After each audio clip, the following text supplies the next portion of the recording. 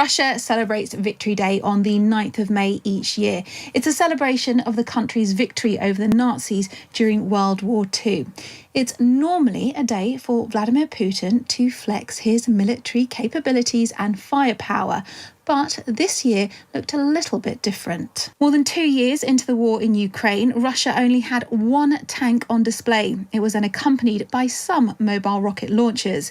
But previous years have seen entire divisions of tanks and many more armoured vehicles. Nevertheless, Vladimir Putin used his Victory Day speech, aimed as much at a foreign audience as a domestic one, to try and warn Russia's combat forces were always ready, but he did admit the country was going through a difficult period. Now, the day is an integral part of Russia's identity, and on the 79th anniversary, thousands of servicemen paraded through Moscow's Red Square. They served as a reminder of the role that the Soviet Union, along with their allies, played in the Second World War. The Soviet Union lost about 27 million people in the war. Almost every family was affected. Times columnist and Russia expert Edward Lucas explained why this day is still so significant for Russians. Most important sort of secular event in the Russian calendar. It's the really big day because it was the really big day in Soviet history. It's the day when they celebrated the defeat of Nazi Germany, which was really the sort of more important, I think, for the Soviet Union than even the Russian Revolution. It's rather like the Battle of Britain and D-Day for us. It's the time they look back on with real pride. And it's coming, as you say, at a very difficult time. And there were a couple of things I noticed. One was that there were some troops from the Central African Republic there. And that's one of the few things that's really going well for Putin, is his advance into Africa, rolling up what had been French or American allies or client states there and installing regimes with the help of Russian mercenaries who are giving Russia a footprint in Africa that it hasn't had since the days of the Cold War. On top of this, Putin now uses this anniversary as a justification for his move on Ukraine. In his speech, he hailed the Russian troops fighting in Ukraine for their courage and blasted the West, accusing it of fueling regional conflicts. Russia will do everything to prevent a global conflict, but at the same time, we will not allow anyone to threaten us. Our strategic forces are always in combat readiness. Putin has just begun his fifth term as president at a time where tensions between the West and Russia are at their highest level since the Cold War.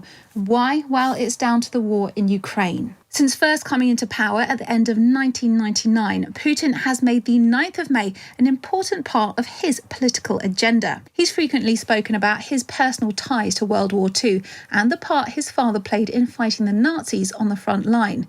For several years, Putin carried a photo of his father to the parade, and he's incorporated some of this narrative into his justification for the war in Ukraine. When he first sent his troops into the country on February the 24th, 2022, some of this justification came by falsely describing the Ukrainian government as neo-Nazis.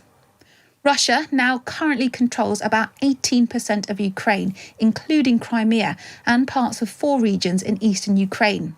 Russia claims that these regions, which were once part of the Russian Empire, are now again part of Russia. However, what way will the war go?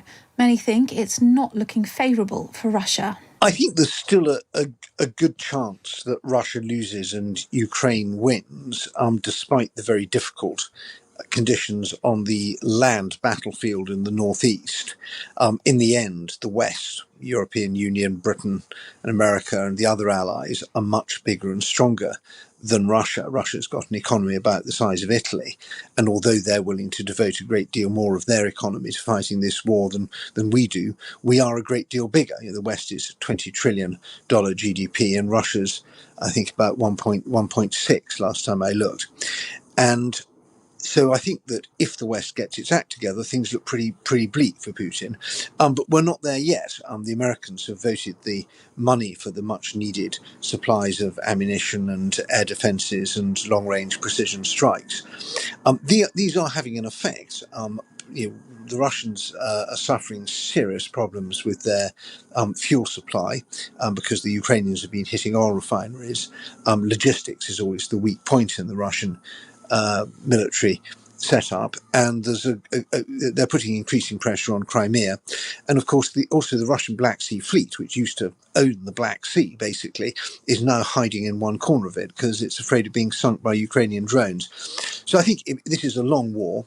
And I think if we get through this year in a kind of stalemate, there's a chance of Ukraine doing quite well next year. But there's also a chance that Russia makes a breakthrough and takes a lot of Ukrainian territory. The position on the front line is really difficult. But 2 years on, tensions only seem to be rising between Russia and the West. Just recently, the US President Joe Biden signed off a $61 billion aid package to Ukraine.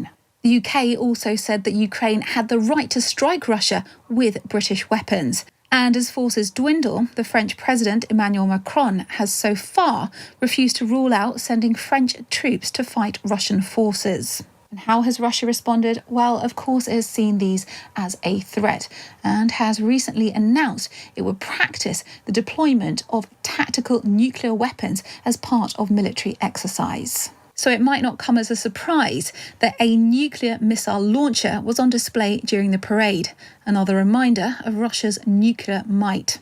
However, Putin said Russia would do everything it could to avoid a global confrontation, but it would not allow anyone to threaten it. Leaders from countries like Belarus, Cuba and Kazakhstan came to watch the 79th anniversary parade, but there were no leaders from the West.